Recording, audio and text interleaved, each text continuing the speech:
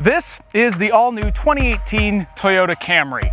And by all new, I mean it's all new.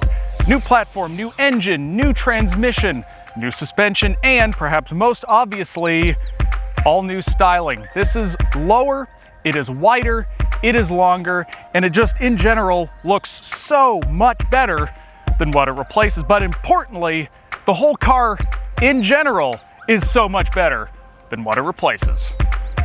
As before, there are essentially two different Camry trim lines, the more traditional and even luxurious LE and XLE, and then the sportier SE and XSE. It's even easier to tell the two apart now. The SEs have more dark accent trim and the more aggressive front fascia, while at the back, it has darker taillights, a piece of trim that slices down from them, and a body-colored lower bumper with a diffuser, and on the V6 models, quad tailpipes. Things are more toned down in the LE. Most of the extravagance is gone, but it still looks good, and showcases the sleek new roofline with the unique kink in its C-pillar.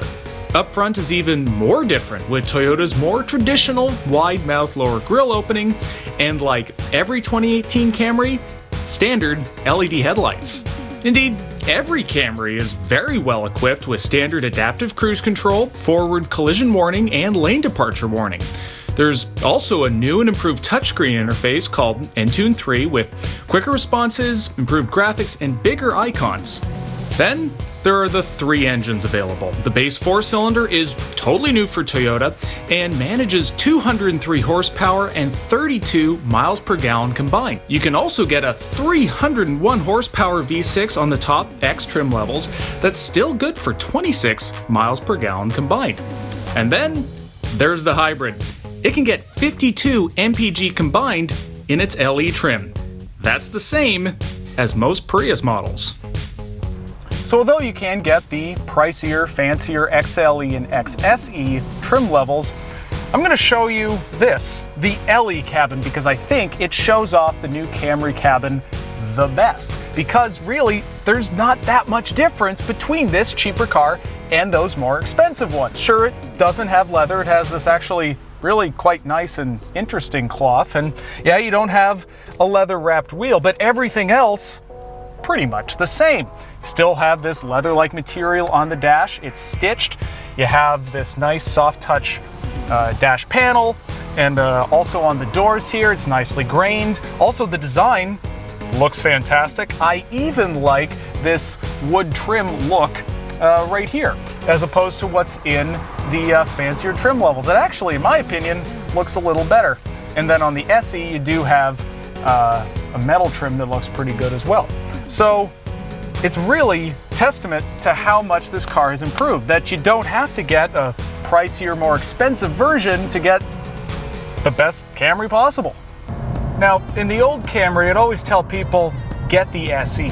Its steering was sharper, more confidence-inspiring.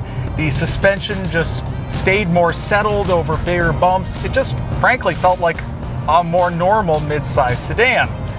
Now, the LE and SE feel pretty similar, actually. They both showcase really impressive composure, both in terms of its body motions over bumps and staying flat around corners. Frankly, this car in general feels more like a Mazda now than a Toyota Camry. That's impressive, not just in terms of the way it drives and feels around corners, but even just the way you feel behind the wheel. Just the way the controls are, the driving position, the distance between the shifter and the wheel. Toyota did a lot of effort to make this more of a driver's car. So whether you get the LE or the SE, it's just better to drive. So this all-new Camry is way better to drive, way better looking, has a much nicer interior, more feature content, it's quicker regardless of the engine you get, and it's the most efficient vehicle in its class. And if it's not the class leader, well then boy, sure is close to it.